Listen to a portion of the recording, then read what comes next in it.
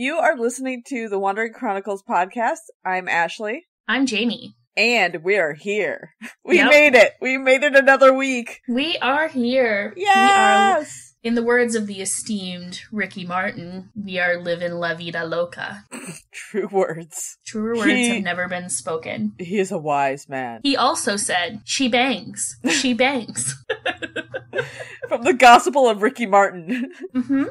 Our preacher today is Jamie. No, it's Ricky. Yes. He speaks through me. If there's ever somebody who I think would love to be a god, it'd probably be Ricky Martin. I don't know. I haven't heard anything from him in a while, and I think if he wanted to be godly, he probably wouldn't be flying so far under the radar. Fair. But I don't know. Maybe he's doing stuff not in English now, which I know Enrique is still very prolific, but just not here. Our loss. I only know that because Enrique is my free pass. He's the hottest man alive. No one will ever convince me otherwise. Fair enough. You do you, man. Oh.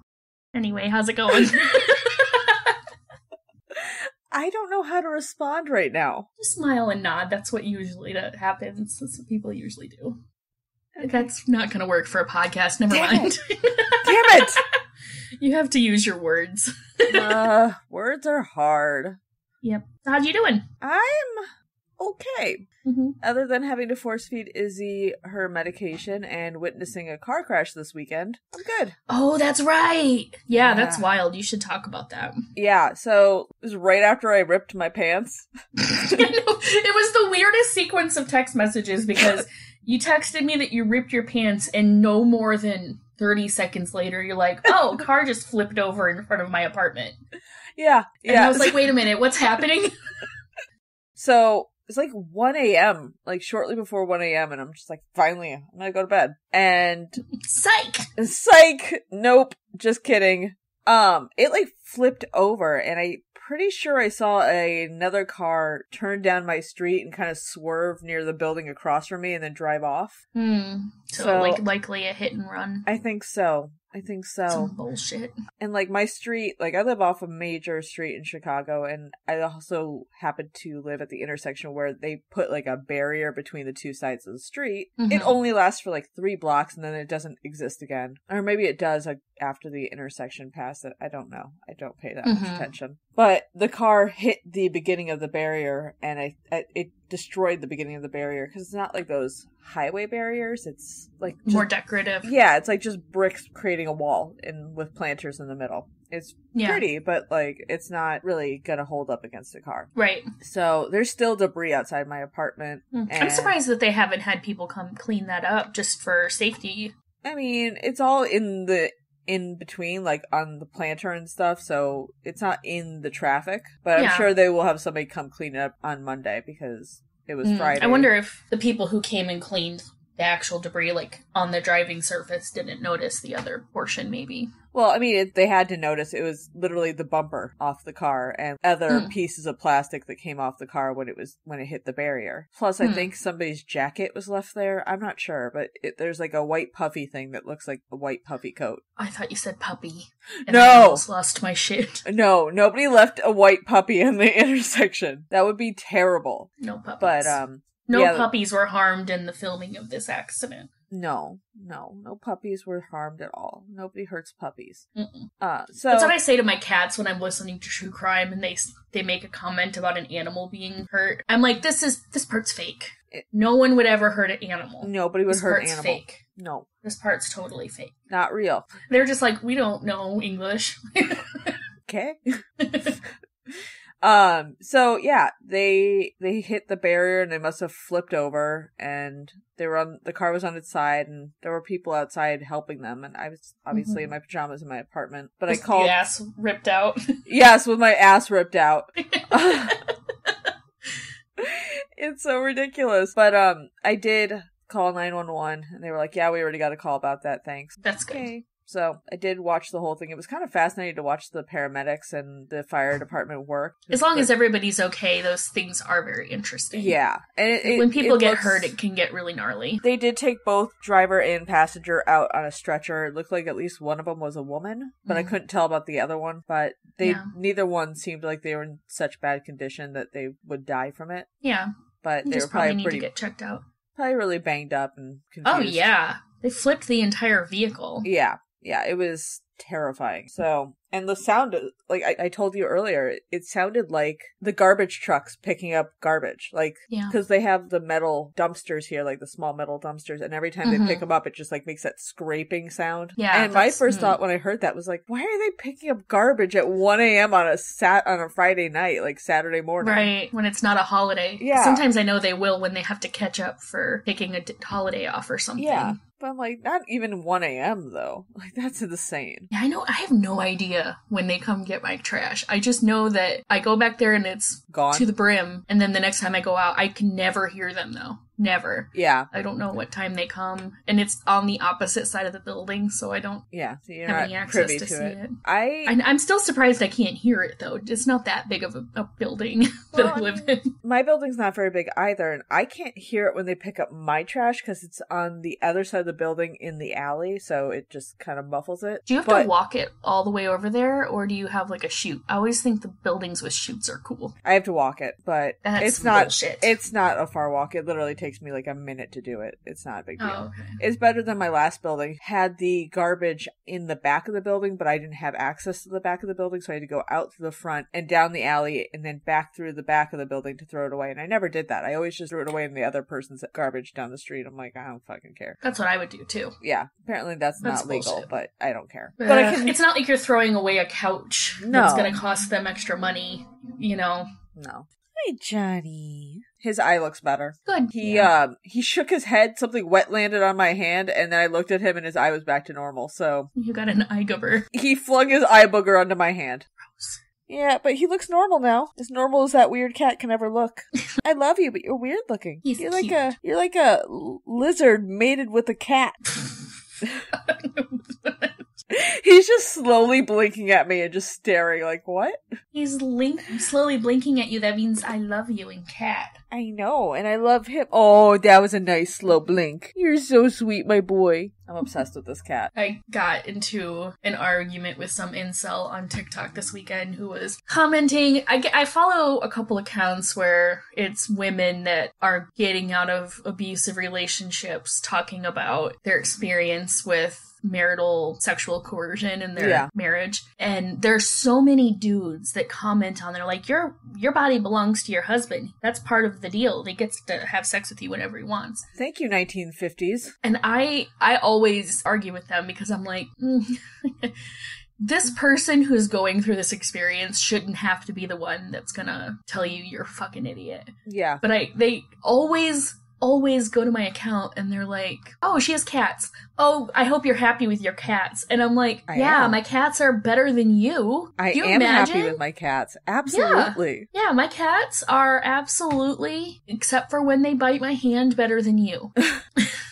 Oh my god. Oh, I forgot to tell you this story. I'm so glad I'm telling it to you now. So remember I told you I got my cats like 2 different types of catnip, one that's supposed to be like calming and one that's supposed to be like not calming. Indica and sativa. Yeah, basically I got them strains of weed. I've been giving them the like indica because you know, I want to help them like calm down a little bit, and because you have to live with them. I have to live with them. Yeah, they're psychotic. And like comes in like the buds, so you kind of have to like crush it up so they can like sniff it. This is some legit catnip. Oh, it is. Like, hold on, I have it in my drawer here. Oh my god. Yeah. That's the sticky icky. Yeah. But like this is kind of what it looks like. It's like a little flower. Yeah, I've never had any, like what I get is already like ground up. Yeah. icky. That's what I usually get. My cats don't like that very much. Gordy does. So, yeah, Izzy's never been huge into catnip, but Johnny loves it. Mm-hmm. And Izzy likes it, too. It does calm her down. She gets, like, crazy for, like, 30 seconds, and then she just, like, lays down and is just like, hey, you guys ever, like, think about the moon? What's going on? What's going on with it? But Johnny... That reminds me of the TikTok. This is just me talking about TikToks I've made. But, like... when I made Friday, where I said, if this is why I have half an edible instead of a full one. And then it's the song, do you realize that everyone you know someday will die? Yeah. Sorry, my biker gang is here. Oh, they came to pick you up for your ride? contrary to popular belief, because you did not have a great experience seeing an accident outside your apartment, I would welcome the chance to see these motherfuckers crash their bikes, because they are annoying as fuck, and they go would be all night long. Bugs on a windshield if that happened. Splat, baby, splat. Alright, so I'm gonna finish my catnip story real quick, because it is really funny. No, it's okay. It was like a good segue. Stop it, John. He's playing with the cord hanging down from my desk. He's gonna pull my phone off my desk. So I was crushing that stuff up on my fingers, and John was like sniffing my fingers, getting super high. And he wanted to bite my hand so bad, but he is such a good cat that he could not do it. So he like puts my hand in his mouth and like his tooth touches my finger, and then he just stops. That was it. And then he's lipping my finger with the side of his mouth, like trying to get it. But like, he's also snapping at my finger, but he's not using his teeth. He's barely opening his mouth. He's just like rubbing the front of his mouth on my hand, just going like, blah, blah, blah, blah. That's some self-control. He has some good self-control. He's a good kitty, but he is a wild man. And I love him for everything he does. He's just a weird cat. He's very cute. He's very cute. One day we're going to have to post all pictures of our cats so people know who we're talking about. I think that's a good idea. Yeah, we talk about them a lot. This is basically like the cat podcast / story time. Yeah. Speaking of cats. Yeah. We know how my week went. Oh, yeah. I was getting ready for bed on Thursday night, and I sometimes, because I sleep with a fan on, because I live in the city, and I can't handle things waking. I need white noise. Yeah. Otherwise, I can't sleep. So I had my fan on already, but sometimes I can't hear, like, music over the fan. Yeah. And I wasn't quite fully ready for bed, but I didn't want to have to get out of bed again, so I was sitting in bed, listening to music, getting ready, just trying to wind down. And the only cat that's in the room with me is April, and I notice she freaks out and starts looking around. So something happened that I can't hear. So I get up and walk in the living room, and the other three are squared off. A little triangle. Yeah, and they're fine. So I go to bed, and everything's fine. But then when I woke up in the morning on Friday morning, Gordy was just sitting there with his one eye closed. And I'm like, okay, well, that's not normal. And I watched him over a couple of hours, and he sat there with his left eye closed the entire time. Oh, no. Yeah, so I called the vet, because my first thought is they had that kerfluffle, if you will. Kerfluffle. I love it. They had their kerfluffle, and I thought maybe he had gotten scratched in the eye. So I call the vet, and the vet's like, we're booked today, but we don't mess around with eyes, so drop him off, and we will find time to look at him in between our appointments today. Yay, vet. I know, my vet's awesome. And it is worth the 40-minute drive that it is away from my apartment to take him to that vet, because they're great. But I was almost there when I looked over at the carrier, and both of his eyes are open. And I'm like, this little shit. Did he just punk me? Yeah, he did. He totally did. I dropped him off, came back and finished my workday, and then when I went to get him, they're like, oh yeah, he's totally fine. We stained his eye to look for a scratch. And it backfired.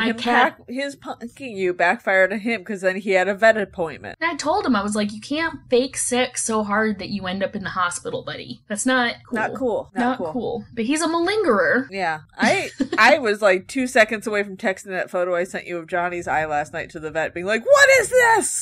I know, you've become, but it's good to be vigilant, but with Izzy's stuff, you've become hyper vigilant, and I think it's not funny, like, as in it's funny, like, haha funny. Yeah. It's just ironic funny that your cats went from not having gone to the vet for what? 12 years? Yeah. And then all of a sudden, within the last I've been 3 to the vet months, with her 3 times in 2 months. Yeah, and you were ready to take Johnny. I was ready to take Johnny. I was ready to drop him off at the doorstep and be like, look at my cat's eye! I know. But I think he's okay. I think you're just nervous. I love both my cats so much, but Johnny is my support cat, and I can't handle anything happening to him. Yeah, no, Gordy's mine. I'm sorry, other cats, I love you all. Gordy's the favorite. Yeah. I've had him the longest. I've had him for almost 11 years. Yeah. I've had mine since they were 3 months old, and I would cry if anything happened to them. Yeah. I love them so much. It's not uncommon to be bonded more with one than others. Definitely. Johnny has definitely chosen me as his human. Izzy puts up with me, but Johnny and I have a bond. Yeah. And I can't handle anything happening to this weird creature that poops in the bathtub. Izzy's the one that's like, I'm bonded to him. Not bonded. And I guess to I you. have to go where he goes. Yeah. They are of that. bonded. They're very cute when they sleep together, but they got into a fight last night in bed. A kerfluffle? A kerfluffle, if you will. So, and I don't know what was going on because I wasn't fully paying attention. Like, I was half asleep, and then all of a sudden I hear Izzy scream, and then John looks offended. Like, I think he like tried to bite her. Or, like, tried to bite her side, and she was just, like, he sometimes will, like, go up and, like, bite the side of her leg, like, her back leg, right near her butt, and she never used to mind it before, but now I think because she's lost weight, she doesn't have as much padding, and so she felt it, and she was like, no! But she's now set a precedent where that's okay, so when he does that, and she says no, creates a boundary, he doesn't understand how to uphold that boundary because things have changed. Yep, she don't got that badonkadonk anymore. Oh, boy. All right, should we just get into it? On that note. Speaking of badonkadonks, do you want to hear about a missing person? Donk. Oh, God. Queen of the Segways. Yeah, that was smooth. I am obviously very well known for how smooth I am and not awkward at all. Long pause. Smile and nod. Okay, I'll start talking about where we are today. We have landed ourselves in Lockport, Illinois, so welcome back to my neck of the woods. Hell yeah! How are you getting to Lockport today? I'm burrowing like a mole. I'm gonna use my pogo stick and just get there that way. Oh. Yep, I'm just gonna bounce my way 30 miles southeast. No, southwest. I can't tell. Southwest. Get your compass first. If I went southeast, I'd be in the lake. I don't know what I'm thinking. I just read a story about a pogo stick. It's so weird when things like this happen, because this is completely random, but I think yesterday I read a story about a pogo stick. Of course. About how a guy really wanted a pogo stick when he was a kid. And he begged and he begged and he begged and he finally got one. And he decided to ride his pogo stick to the store to get candy or whatever. And he left his pogo stick outside. And when he came back outside, someone had stolen his pogo stick. Oh, and how sad. He's now in his 60s and he still thinks about that pogo stick. It's his rosebud. Emotional damage. Speaking of emotional damage, let's go to Lockport. Oh, God. Yeah, this story was really, really sad, and I'm actually going to be telling 2 stories today. Oh, okay. But yeah, let's find out a little background on Lockport, Illinois. Yeah. I have a few little facts, basically 2 facts, none of which are fun. But that's that's all I can find out. Lockport, it's Lockport. So it is located in Will County, Illinois, about 30 miles southwest of Chicago. So there we go. I was right the last time, southwest. And I've officially made it, so I have to leave that in. It is situated on the Illinois and Michigan Canal, better known as the I&M Canal, and a section of the canal runs through Lockport, including the remains of Canal Lock Number 1, which is where the town gets its name. That makes sense. I was wondering. Yeah. Because normally a port is closer to the water than that is. And I was thinking Lake Michigan as the water source. So. And that would be it, yeah. So Lockport is because of the canal that runs through it, and the first Makes lock. sense. And a random fun fact that is actually kind of fun if you're into this sort of thing, is that some scenes from the 2009 movie Public Enemies, which is a John Dillinger film starring Johnny Depp, who is sort of who John was originally named after, was filmed in the town. That's John Dillinger was a famous bootlegger, right? Yeah, he's the guy who was shot outside the Biograph Theater in Chicago, which I used to live down the street from. Oh, okay. Yeah. I definitely watched a documentary once about that whole scenario, but it was long enough ago that I don't remember it very well. Apparently he had a legendarily large penis. I remember that from a Dollop episode where they talked about how they might have kept the penis in the Smithsonian. Dude! Yes, Rasputin. Rasputin has a giant dong. Yeah, apparently. Do you know where it is? In St. Petersburg? New Jersey. Oh, God, of course. Of course New Jersey would have a giant Rasputin dong. Yeah, It was taken... removed from the body. Seized from the body. Yeah. Am I conflating stories? I don't know, but I like that suddenly this has become dong talk. I don't know how you think that's different. I mean... Now we're recording it, that's the difference. Well, I'm trying to remember because there is a video about famous penises that I watched. And it covered a few different famous penises, and I'm hoping that I'm right about Rasputin's dick. I might be wrong about what happened. No! It's not Rasputin's dick. Whose it's dick? Napoleon's dick that's in New Jersey. He had a big dick? No. That's what I thought! Oh my god, I was like, how? Where did he hide It's it? diminutive in nature. Oh, it's like a little golf pencil. It's a micro dick. Rasputin's dick was actually a sea cucumber and not a dick. Now that I remember the details. I don't know how to respond to that. Smile and nod.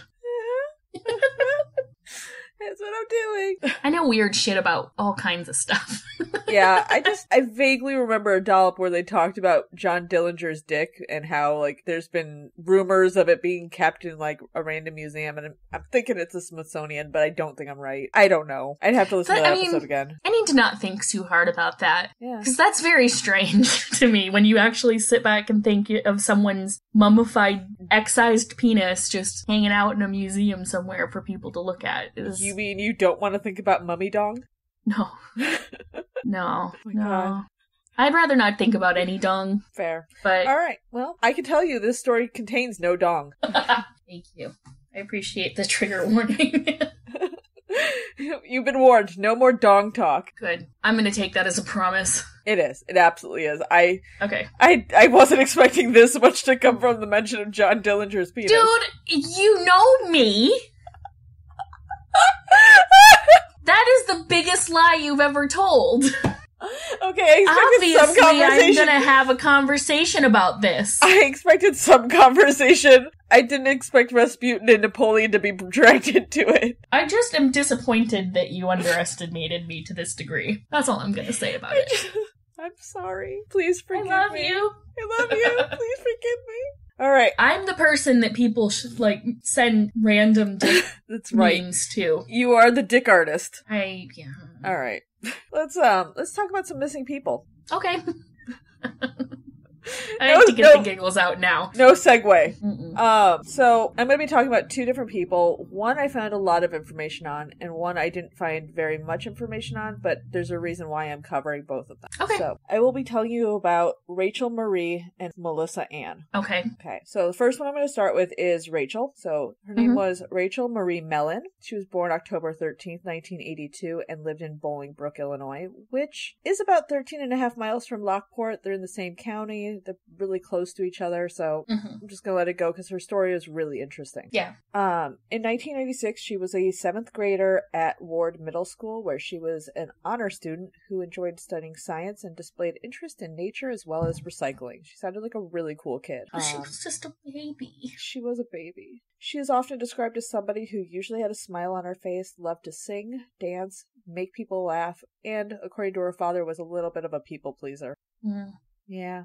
So, when Rachel was a toddler, her mother Amy and her father Jeff, I'm going to call him Jeff throughout the whole thing, but his name is Jeff Skemp. They divorced in 1996, and he was living in Dallas, Texas at the time of Rachel's disappearance.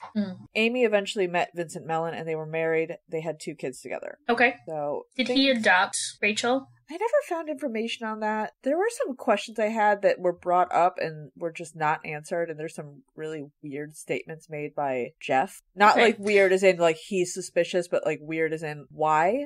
Unclear. Yeah, like I couldn't. There's one piece of information that I was dying to find information on, and I just couldn't. Okay. The reason I ask is because Rachel had stepdad's last name. Yeah, but she was a toddler when her mom and her dad divorced, and some articles had her listed as Mellon Skemp. Some had either hyphenated or 2 separate words. So it sometimes is Mellon Skemp, sometimes it's just Mellon. Okay. But she was a toddler when they divorced, and I'm guessing she was very young when Mellon came into the picture. So she's just Mellon. So things in the Mellon house were not always great. I am not going to go too far into this as there were a few occasions, but there were problems in the Mellon household. One time in particular that stood out was in 1990. Amy filed a police report and a restraining order against Vincent after a physical altercation where he hit, made verbal threats against Rachel, and pushed Amy down the stairs. Yeah, I know. He's a real piece of shit. And I will give you more instances where he's a piece of shit later, but one of them actually kind of made me laugh, though, because he's a piece of shit. The restraining order was dropped when Amy and Vincent reconciled. In the spring of 1995, Rachel left a note, then ran away from home and spent the night outside her friend Jenny's house. I don't know why it said outside her house, like she slept on their patio or something. But, like, again, there were a few questions, like, why was she outside the house, not inside the house? The next morning, she called Vincent's parents, who picked her up and took her home. Her reason for leaving home was she was afraid she would be blamed for breaking something one of her siblings had broken. Which is like a very 12, 13-year-old thing to do. Yeah, still kind of extreme. It's a little extreme, but it also doesn't sound like they have the best household, and I'm sure there was a lot of fear that she'd get, the shit taken out of her if they thought she did it. Makes sense. Yeah. In the summer of 1995, we'll note that this is the last time Jeff saw his daughter. Before she headed home after a month in Dallas with her father, she told her uncle that she would have liked to live with her father in Texas. And the last time Jeff talked to his daughter was on Christmas Day of 1995. She told him that she had matured, and she was really into Alanis Morissette. Yeah. And she was 13 in 1995? Yeah. So we were the same age, so we probably would have been friends. 82. I'm 81. Yeah, but you guys would have probably been in the same class. Or maybe depends. one class When apart. was her birthday again? October. Then no, she would have been a year behind me. But yeah, close enough in age. We would have been friends. Oh, did you open the photos I sent you? I forgot about them. Yeah, I'll wait. Are they in the drive? Yeah. Okay. I'm there. Pictures? Can I look at them? Yes. I'm actually going to pull up the pictures too. Oh, she was so cute. Oh my god, she's so cute. She's so cute. Cute kitty, too. No. She was a really, really pretty kid. There's Rachel, and then you can scroll down, you'll see Amy, Jeff, and Rachel. And then Vincent. So her mother had a type. Yeah. Yeah. Derpy looking. Yeah. Derpy little dudes from the 80s.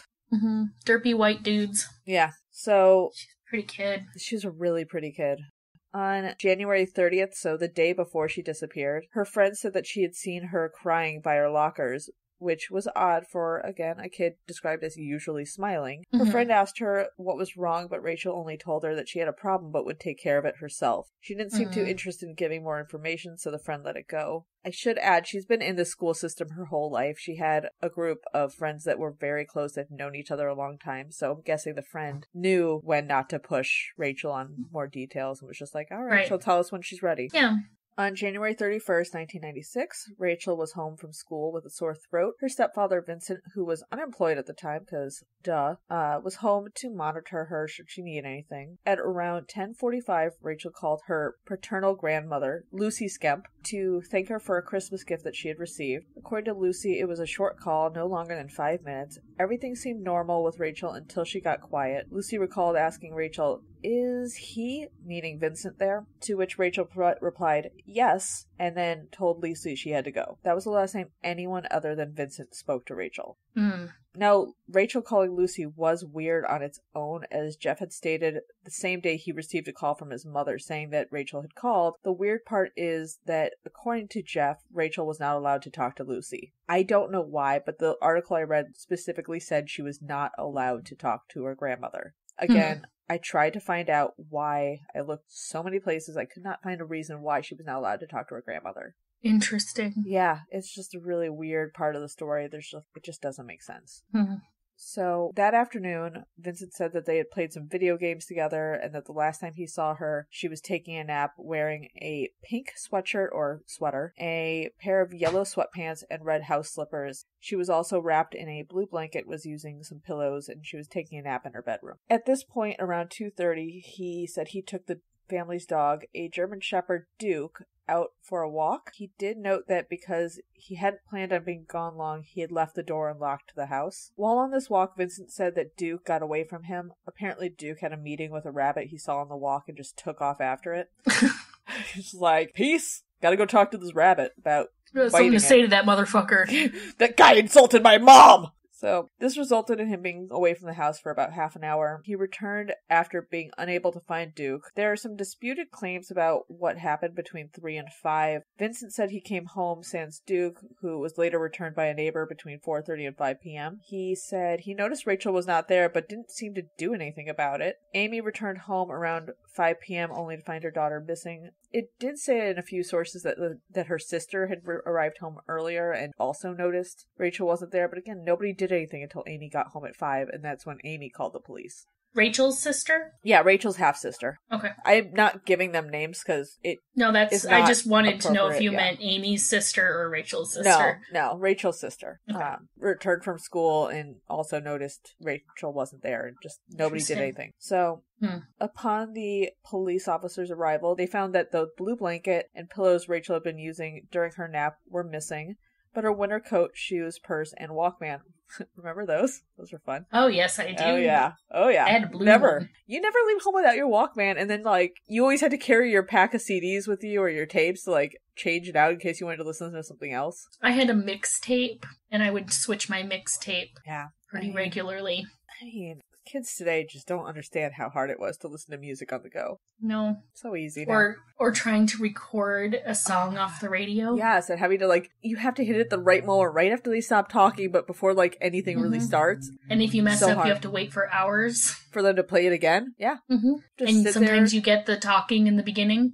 And that talking always sucks. Mm-hmm. It's like 2 words that don't make sense and suddenly your favorite song is playing. Yep. Yeah.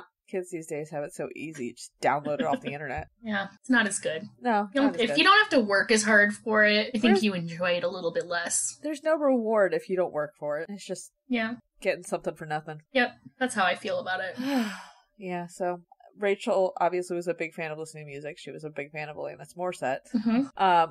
Those items were still in the house, though. So it's kind of weird, right? Mm-hmm. I don't know about you, but like when I went out, at any point, even if I was on my way to school, I didn't leave home without my Walkman. If I could, like, take it with me to listen to on the way, I would. Especially if I didn't take mine to school, but I walked with other people. Friends that would pick me up, like, we would down the street collect, and then there would be 4 of us that would walk the rest of the way together. Yeah, I mean, high school I didn't walk with other people, but junior high I'd sometimes walk with friends. Not always. But I had a paper route. That's what my Walkman was mostly used for. Nice. For paper routing. Yeah. So, okay. So, those items were still in the house. I will note that on that day in Bolingbrook, it was a particularly brutal day because, you know, January in the Midwest is not pleasant. The temperature was dipping to about negative 20 degrees. Oh, Jesus. So, going outside in your slippers and sweatpants and a blanket, you're not going to survive long out there. No. It's not gonna work. And you wouldn't necessarily do that by choice. Exactly. Unless you were medically compromised in some way. Yeah, she was home with a sore throat, a cold. I don't think she was medically compromised, so... I'm more saying, like, in general, if somebody was drugged or, you know, for some reason weren't making rational choices. Yeah, I get you. So, yeah, she wouldn't have survived long out there, unfortunately. At first, they had considered that an extended family member may have come to take her, but it was pretty quickly ruled out that someone, family or otherwise, had abducted her, as in the time since her disappearance, her bank account was never touched, nor were there ever bus tickets or plane tickets purchased for her or anyone matching her description, and there were no signs of forced entry. She just vanished. Mm-hmm. Although her father does believe that she was met with foul play. Why would he believe that? Because stepdad's creepy as fuck. Stepdad is fucking sketchy dude. So yeah, he sure looks it. Alright, so besides the abuse and the threats he's made in the past, police discovered a diary entry written in August of 1995 in which Rachel wrote that Vincent had tried to kiss her and touch her inappropriately in an attempt to warn her about predators. This entry said he did this to show her what shouldn't happen until she's older. That's not normal. That's not normal. No. Red flag. Yep. Giant flaring red flag. Yeah, that flag is waving pretty hard in the air. They also, again, that entry became a big talking point in the case. It came up a lot. Of course it did. Yeah. It's creepy. Your stepfather should never be trying to show you that sort of stuff. Like, that's not normal. No. So, they also found a book called Daddy Kisses and a steak knife hidden under her bed. I had to look up this book, and in the context of how this book was found, the description was very creepy. So, here's a quote from Google Books about the description. What could be sweeter than adorable baby animals snuggling with their daddies? This simple board book with warm illustrations features a variety of animals and celebrates the affection between fathers and children. Cuddles and kisses will surely abound when reading this aloud. Who greenlit that? That seems I can understand in the context of talking to, like, a baby or a toddler, and in the friendly confines of just your father reading you a book about how it's okay for fathers to show affection. It's fine. Mm-hmm. But in this context, it's creepy. It's creepy regardless, I think. The idea of the book isn't creepy, but the description that they chose to write about it is creepy under any context. The description is very creepy. Yeah. The illustrations were not creepy. It was actually kind of an adorable little book, but like, ugh, no. Yeah. So, fortunately, the police agreed with Jeff that Rachel likely met with foul play. They immediately suspected Vincent because, duh. He appeared to have scratches on his arm, which he claimed were from working on his car, because, when you try and fix a car, it obviously will fight back. You know what? To be fair, yes, they do. Sometimes. It depends on what kind of work you're doing. But if you have to go under the hood, everything is so kind of tightly packed in that area, depending upon the year of the car, that if you're trying to... There are parts that are difficult to get to, and if you don't have the correct tools, you could injure yourself. Okay. Totally. Okay. I only know that because I watched my dad fix his car a lot when I was a little kid, and he didn't have the right tools. He always had his knuckles and his hands all fucked up. Yeah. Well, okay. Well, we'll let that one slide, but he was the last person to see Rachel alive, so... Oh no, I definitely think he did it, but that particular point could be taken else. Yeah. Jeff theorized that had the police looked in the trunk of the car, they might have found Rachel's body. Amy and Vincent were both questioned. Amy for 9 hours, but Vincent invoked his Fifth Amendment rights and was released after an hour. He did, however, fail a lie detector test. I don't put a lot of credit to lie detector tests. They're kind of easy to fake if you know what you're doing, but if he doesn't know what he's doing, then that's sketchy. Yeah. Was that in the 90s? Do you remember if they were still admissible or not? Because I know that changed over the years. I know they're not admissible now, but yeah, I think probably back then they were. I think they were. In 2000, the police were given a warrant to obtain blood, semen, and saliva samples from Vincent, but I couldn't find out what or if anything resulted from that. It's not like there was a lot of physical evidence to compare it to. Mm-hmm. It's just kind of like 1 minute she was napping, the next minute she was gone. Who knows what really happened in that time? That's so sad. Vincent. That same year, there was another grand jury investigation that did not result in any indictment being handed down. Obviously, the family was very disappointed. Mm-hmm. In March of 2001, Amy claimed that Rachel had called her 3 times within 3 minutes, but there's never been any proof that actually happened. In 2001, she said this happened? Yeah. Ugh, okay. So, and not long after, Amy, Vincent, and their children moved to a small town in Tennessee. I should also note that both Amy and Vincent have changed their phone numbers and no longer talk to the police or the press about this case. They just don't want anything to do with it. How can you give up on your kid like that? Well, thankfully not everybody did give up on Rachel. Well, that's great. I'm just saying for the mom. I don't think the mom made great choices, obviously, because, she picked Vincent as her spouse, but... Yeah, sometimes you don't know about that stuff ahead of time. It's more confounding to me that they would move out of state. That really was a big red flag for the whole family in general, is that you have a missing kid, you don't want to leave where they might be able to find you. And then to change your phone numbers, too? Yeah, no, something's weird there. Yeah, they know something, they're just not saying anything. It's weird. Yeah, that's so sad. So in 2003, Amy called the police on Vincent again for pushing and slapping their 15-year-old son, and he was arrested for drunk driving in 2017. This is the part that kind of made me laugh, because he was drunk driving out of the Crazy Rock strip club where he hit another car, because he's just that big of a piece of shit. And had he done a hit and run on the other car? No, I think I think he stopped. I think he was too drunk to keep going, honestly. Ugh. Yeah. So, we're getting to the part that really, really got me. A few weeks after Rachel disappeared, Jeff moved back to Illinois, where he still lives. He still has the same phone number in case Rachel calls. She never has, and he doesn't expect that she will, but he's just staying close in case she does show up, because he's a great father. Yeah. Yeah. And that's gotta be so heartbreaking, just to feel like you're putting your life on hold for something that you know... Yeah, I think deep down very inside, likely will never happen. He knows she's gone, but he still does press talks. He's still keeping her memory out there. He still talks about her. Mm. And this is the part that literally made me cry when I was reading this. So let's see if I can get through this. Heads up! Wonderful. The weekend after Rachel disappeared, Jeff was in her bedroom where her Walkman was still hanging from her bedpost. He said he put the headphones on and pressed play, and Hand in My Pocket started to play, which was her favorite song. He still listens to the copy of Jagged Little Pill, or to her copy of it. It's her album that she bought. He says it's the only thing he has of Rachel left, and that broke me. So, he's such a sweet father. That's a good album, too. It's a really good album. Really good album. I loved that album at that time. I still love it. I still listen to it somewhat it regularly. It holds up so well. It's so good. I throw it on like once or twice a year. I might listen to it after we stop recording. Me too. I feel like I have to. Sorry. Hi, Chibi. She's like, do you need to cheer up? Because I'm here. A little ray of sunshine right there. Yeah. Right. But yeah, when I read that article... tiny void. tiny void. She's tiny. Mm-hmm. So, yeah, when I read that part of the article, I just started crying. It was just so sweet and so sad. That's so sad. He kept her album and still listens to it. At least it wasn't like Jimmy Buffett. Jamie hates Jimmy Buffett. I was trying to think of an album that would be awful to have to listen to. Margaritaville? Yeah, I was trying to think of something from that time frame, but to be honest, 90s music it still slaps pretty hard. Yeah, it's still really good. Yeah. Holds up really I can't well. think of anything that I'm like, Hanson. Yeah, I was not a fan of Hanson. No, I wasn't either. So, yeah, at least it's not Hanson. Let's go with that instead of Jimmy. God, can you imagine trying to listen to Mbop, trying to remember your daughter?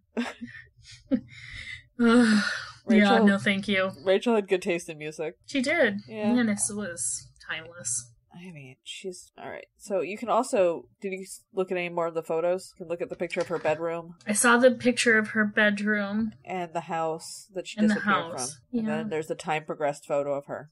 Oh, she looks like a soccer mom. She looks like that woman you work with in the office who's just, like, always cheerful and just, like, brings Susan. muffins. Yeah. Beautiful. She's gorgeous. So... On May 25th, 2002, the city of Bolingbrook dedicated a tree to Rachel that is in Whiffler Park. I don't know how to say that. Right across the street from the house where she disappeared. And along with the tree, they buried a time capsule in her memory. So today, Rachel would be 39 years old. I hope they put a copy of Jagged Little Pill. I hope so. In that time capsule. I hope so. All right, so here's some descriptions of Rachel from her missing persons poster. She had black hair, hazel eyes. Rachel had a mole on her upper left side of her lip, and her ears were pierced. She may have used the last name Skemp, possibly in conjunction with Mellon, or and some agencies referred to her as Rachel Mellon Skemp. She may appear to be of Italian or Greek descent, however, she is half Filipino. Okay, that's a question I was going to ask. Yeah, so she's half Asian. Rachel's hair was cut short at the time of her disappearance, but she often wore it shoulder length, so if you have any information about Rachel's disappearance, please call the Bolingbrook police at 630-226-0600. That's 630-226-0600. Awesome. And I'm not done. I still have one more person to talk about. Nigel, did you just toot? Oh, no. Did you just tooty McFruity? You stinky. You stinky boy. You smell bad. You know, he's not going to be pleased that you called him out on the podcast like that. He's a boy. He doesn't care. I turned around for a second and you're dancing with your cat. Of course I am. This is how I get him to leave me alone. Thank you for censoring his butthole. Alright, so I'm not done. As I mentioned, there was a second person I wanted to talk about. Her name is Melissa Ann Page. Melissa was born on June 14th, 1967. She was last seen at the Oasis Tavern in Lockport on September 17th, 1990. She was 23 at the time of her disappearance. Unfortunately, there was only like one or two sources of information on her case other than the Charlie Project, which I will mention at the end of the episode. Okay. Source did reference articles written about her case in 2009, but I was unable to find the original article.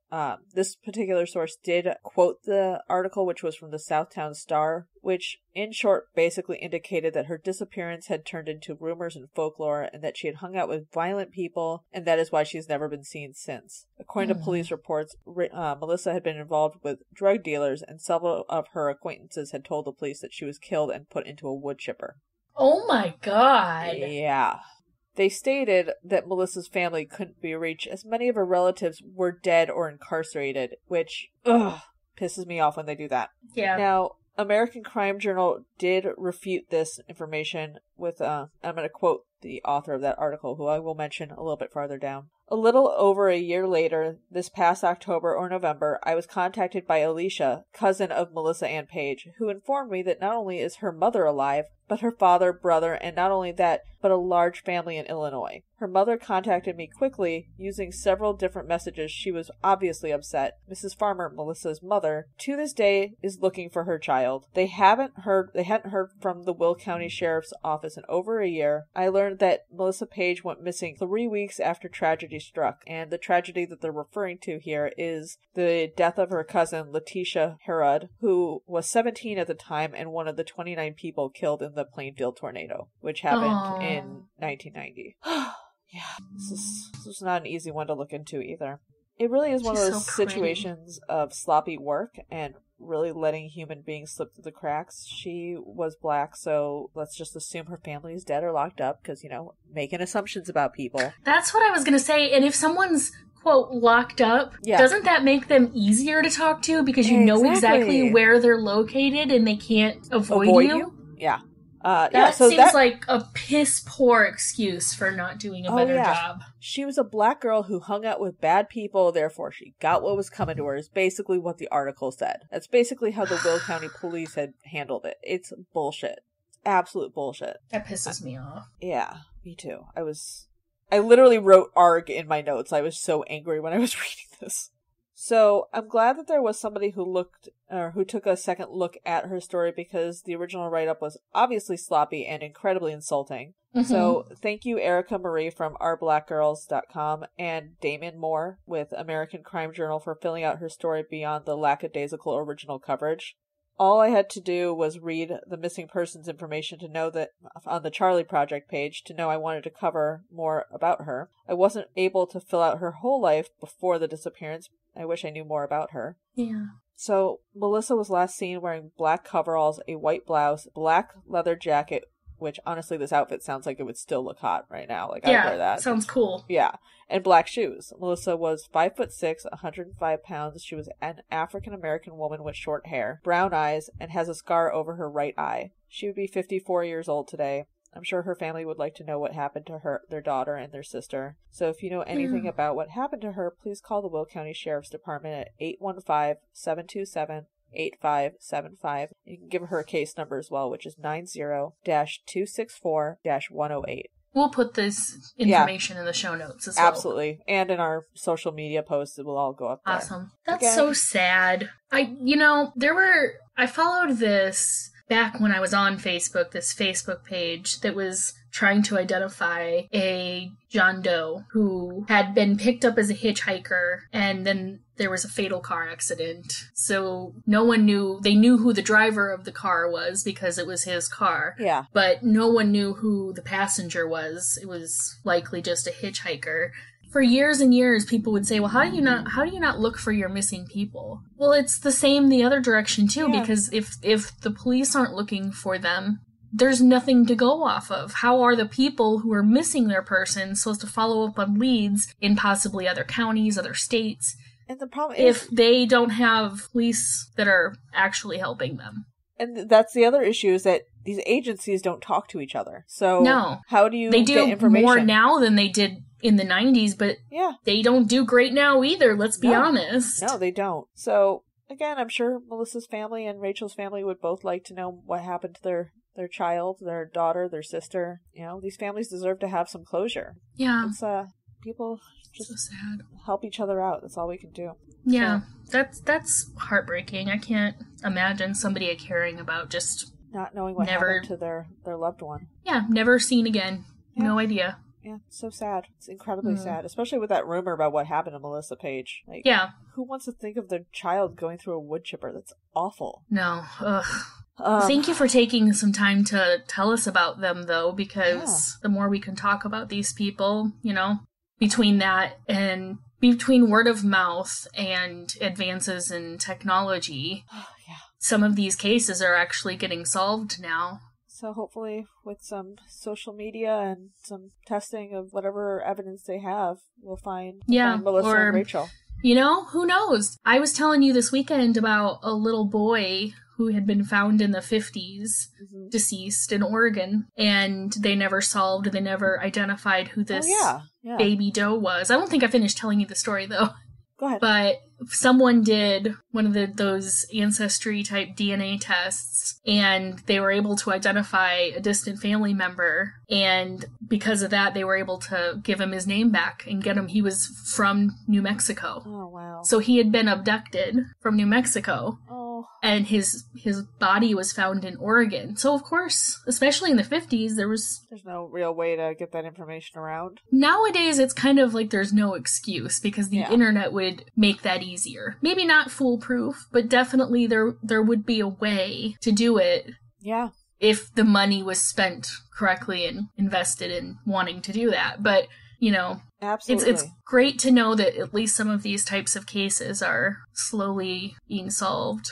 I mean, there was a third case that I really wanted to look into, and I couldn't find any information about her other than her missing persons page, which really didn't have a lot in there, and it was from 1964. Yeah. So obviously they weren't taking these things sort of seriously, but it was her name was Nadine Claire Tim, and she had 6 children and was just going through a divorce with her husband, and she vanished. Family never heard from her. I had my friend Lizzie, who's a badass researcher, look into it, and she couldn't find anything. Like, Lizzie's awesome at researching stuff, and she couldn't find anything. So I didn't really cover her, but I want to mention her by name. So if anyone knows what happened to Nadine Claire Tim, she went missing on November 16th, 1964, which is also my mother's birthday. So, yeah. So that's why I remember the date. But, yeah. So, again, people just try and help solve these situations. All it takes is a little bit of sleuthing online to maybe help put the wheels back in motion. Yeah, there are people who are really good at that. There are groups that are doing like crowdsourcing, crime solving. I actually just read an article about I'm very curious about like true crime cons where people can go to true crime conventions and they can actually buy a ticket to be a crowdsource and trying to help. I guess Selena Gomez does it all the time. That's so cool. She loves to go to true crime cons and be a crowdsourced investigator. But it's interesting, you know, especially on these cold cases where obviously the police that are working on them have done everything they can do. Yeah. It's nice to have another set of eyes with a different perspective that can come in and say, oh, well, this detail maybe didn't look like much to you, but let's look at this more because, you know, I'm a woman and I see this differently, or you know what I mean? Yeah. It's very interesting. I just want to finish one little thing with my notes before we... Of course. Sorry. So I did mention the Charlie Project twice, and I wanted to give them a little shout out because their information was invaluable. Like, that, I couldn't have done this without them. So the Charlie Project, for those who are unfamiliar with the Charlie Project, it profiles over 14,000 missing persons cases that have gone cold, primarily in the U.S. They don't actively investigate these cases, but they do provide publicity and information on missing persons who are often neglected or forgotten. Their website, again, was incredibly helpful. It did catalog a lot of key information, and I will link to their website in the show notes as well. Okay, great. I'm going to finish off on a quote from Damian Moore, just to at least have her name out, so at the very least she's never forgotten. So, I'm done. That's all I got. Awesome. Well, thank you for sharing those really sad stories with us, but I'm gonna go home. Like we said, I'm gonna go listen to Alanis Morissette now. I know. And honestly, that's like my least favorite song on that album, but I'm now gonna listen to it with a whole different perspective. Yeah. So it's a sweet story, a sad story, and I'm just glad that she had somebody like her father, Jeff, in her corner. Jeff was a good dude. I just got this champion people named Jeff. Yep. It's, well, don't know about not all one. Jeffs. Not all bad. All Jeffs. Not all Jeffs. As Jeffrey long Dahmer. as okay. He's Jeffrey. Yeah, okay. Jeffs are cool, Jeffrey's not cool. And as long as they spell it with a J and not a G. Yes. Yes. No Joffreys. No hate to G Jeffs. No Joffreys. I'm gonna just call out my friend Lizzie, who also has a YouTube channel with her husband called The Dead Skeleton Show. So if you guys want something funny and goofy, go check that out. Cool. I think we could all use something funny and goofy after that. After everything. Yes. Honestly, the way the world is going, I need funny a break. and goofy are where it's at. Amen, sister. All right. Chibi is just dead set on showing you her butthole today. I live with cats. I've seen cat buttholes.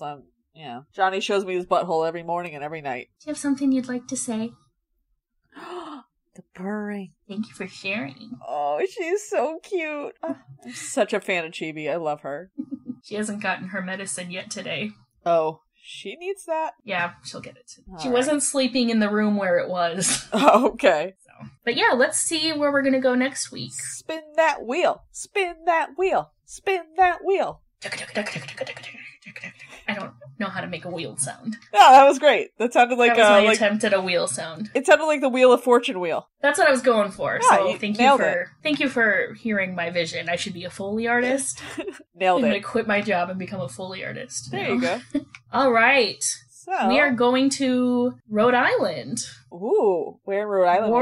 Warwick, Rhode Island. Oh, I'm gonna take I'm gonna boat there. Boat. Yes, okay. I'm gonna build a wooden ship. About it. You're gonna go down the Mississippi. Yes. Or no, actually, for you, it would probably be better to go up Lake Michigan, all across the Great Lakes. Yeah. And then out through the channels to the Atlantic. And then should we have a boat race and see who gets there faster? You through the Mississippi, me through the Great Lakes?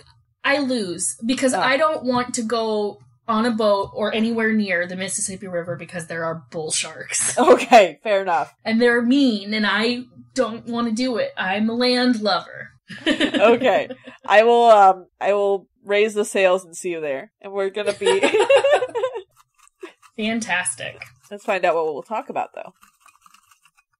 Alright, we are going to have ourselves a Convention versus Rebellion. Oh, okay. Okay, that could be tricky. That'll be interesting, though. We'll see. I'm sure Rhode Island has some uprisings we could talk about. I guess the only thing I know, this is gonna sound so stupid. The only thing I know about Rhode Island is the movie Me, Myself, and Irene. Oh, God. Oh, poor Rhode Island. That's what I'm saying. It's going to sound very stupid. So I'm sure there's better things than that. I've been to Providence, and it's lovely. Yeah, but I don't know anything that's happened there. I know it exists, and it's a place there, and that people say it's cool, and that they're very progressive. Yeah. That's all I know.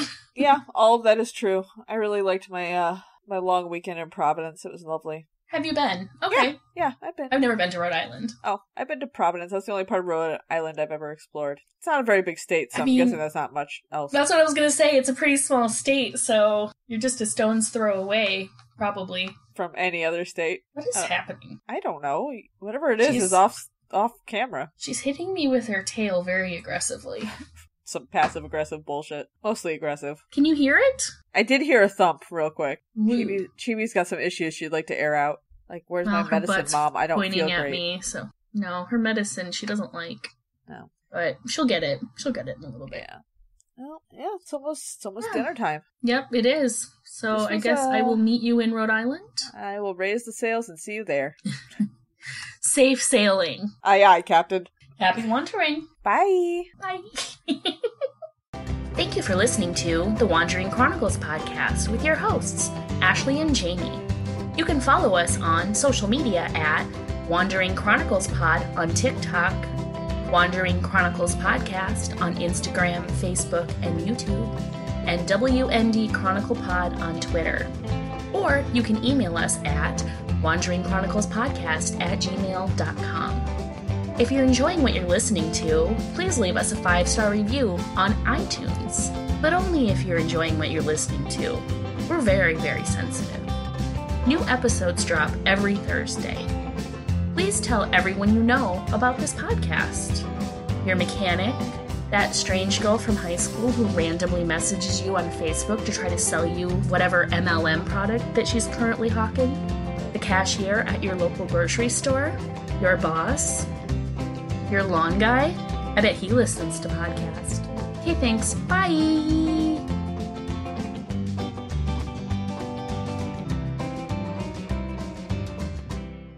It's okay, that's just the machine that takes your poop away. My poop?